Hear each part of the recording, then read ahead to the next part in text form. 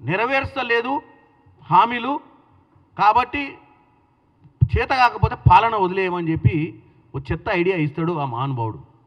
ఆ మహానుభావునికి ఇంకా రాజకీయం పేపర్ చదువుతాడో చదవడో. మొన్ననే మహారాష్ట్ర ఎన్నికలలో లాడ్లీ బహన్ స్కీమ్ తోటి వచ్చి అధికారంలో కూసుర్రు, మొత్తమే చేతులు ఎత్తిరాలు.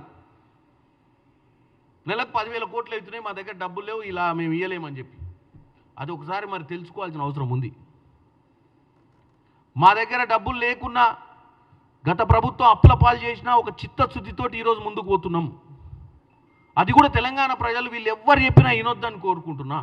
మీరు ఇచ్చింది 5 ఏళ్ళ అధికారంలో ప్రతిరోజు ఏదో ఒక విధంగా మేము ముందుకు పోతుంటే ప్రభుత్వానికి ఖజానాకి ఏమైనా డబ్బు వస్తుందనగానే ఆ డబ్బు ఆపే విధంగా ప్రక్రియ తీసుకుంటారు ఈ బీఆర్ఎస్ వాళ్ళు. ఎందుకంటే ఒకవేళ ఖజానాకి ఏదైనా డబ్బు వచ్చే మంచి పని రేవంత్ రెడ్డి గారు ఎల్ఆర్ఎస్ తీసుకొచ్చినా, బీఆర్ఎస్ తీసుకొచ్చినా, ఎక్కడన్నా ప్రభుత్వ భూముల్ని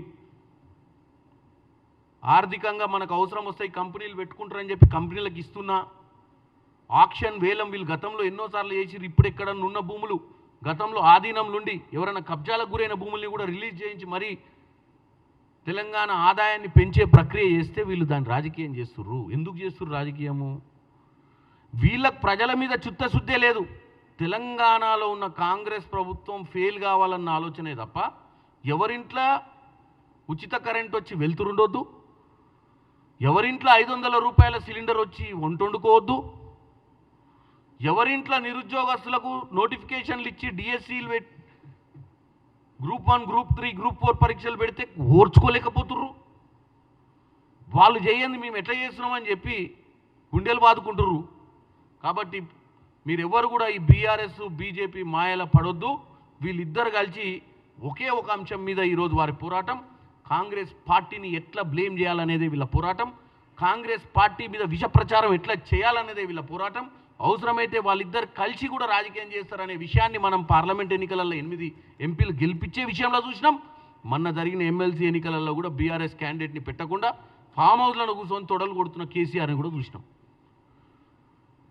కాబట్టి అసెంబ్లీలో ప్రతిపక్ష హోదా ఉన్నటువంటి కేసీఆర్ అయినా మహేశ్వర్ రెడ్డి గారైనా ఇప్పుడు జరుగుతున్న కార్యక్రమాలలో బలోపేతం ఎట్లా చేయాలి, దాంట్లో ఎక్కడన్నా అవసరం ఉన్న కాడ మాట్లాడాలి తప్ప గద్దె దిగండి, చేతగాట్లేదు మీకు, ఇవన్నీ చెప్పొద్దని కోరుకుంటున్నాను.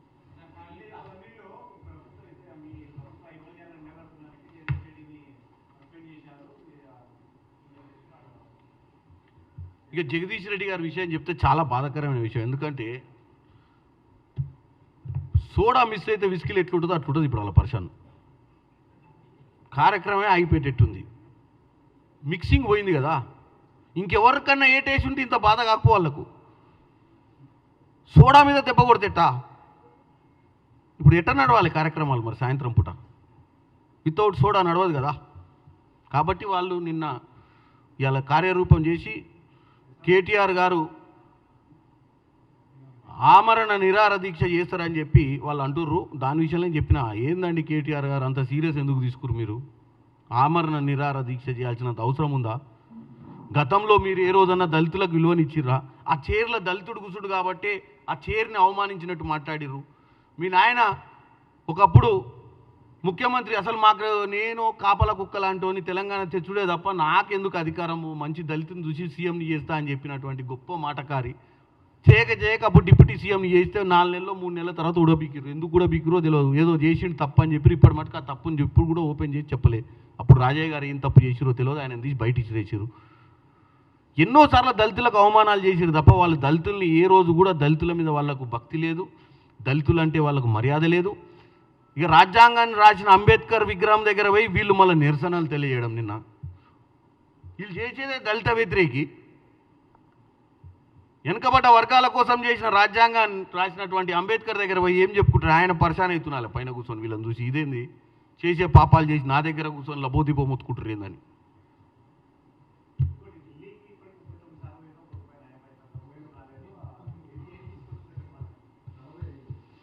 నేను ఒకటే చెప్తున్నా, నయా పైసా నయా పైసా నయా పైసా తెలంగాణ ప్రజలకు దండం పెట్టి చెప్తున్నా.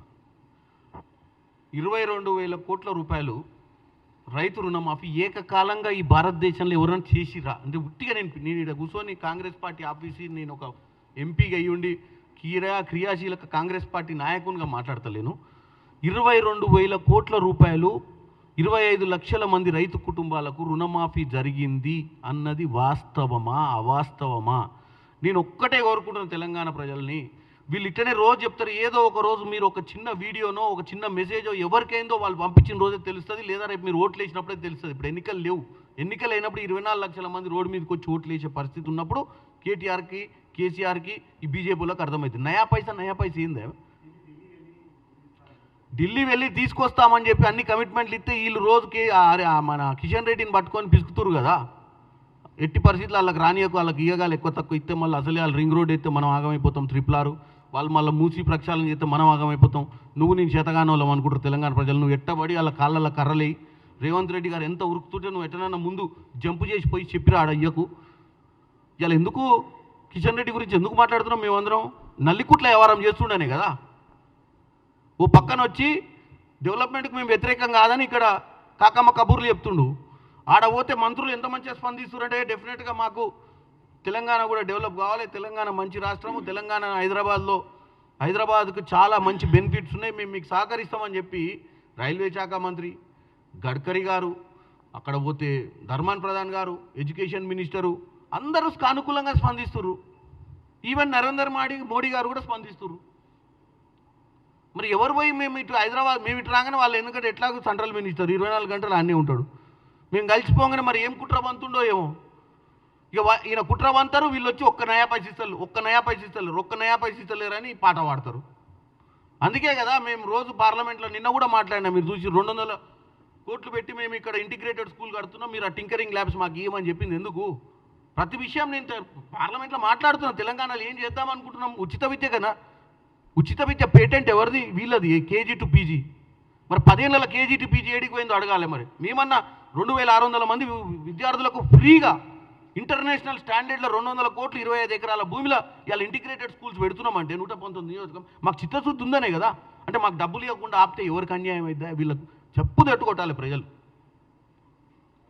మేము మంచి చేస్తామంటే ఢిల్లీ నుంచి పైసలు లేకుండా ఒకడు వాడిని రెచ్చగొట్టి పైసలు లేకుండా చేస్తారు, ఇంకొక ఆయన వచ్చి నయా పైసా ఎత్తలేడు, 35 సార్లు వేరు 45 సార్లు వేరు అని చెప్పి బ్లేమ్ గేమ్. ఎంత మ్యాచ్ ఫిక్సింగో అర్థం చేసుకోవాలి తెలంగాణ ప్రజలు. ఓ పక్కన పంపిస్తుర్రు నువ్వు ఆపు అని, ఓ పక్కన వచ్చేమో ఏమి ఇత్తలేరని చెప్తుర్రు. ఎన్ని ఇబ్బందులు వచ్చినా ఎంతమంది అడ్డుపడ్డా మా మంత్రులు మా ముఖ్యమంత్రి రేవంత్ రెడ్డి గారికి చిత్తశుద్ధి ఉంది, పోరాటం చేస్తాం. మేమేం బిచ్చం అడుక్కోవట్లే, మాకు రావాల్సిన పైసలు మేము అడుగుతున్నాం. ఈ నుంచి పోయే ట్యాక్సులు అదేదో బిచ్చం వేసినట్టే ఉంది.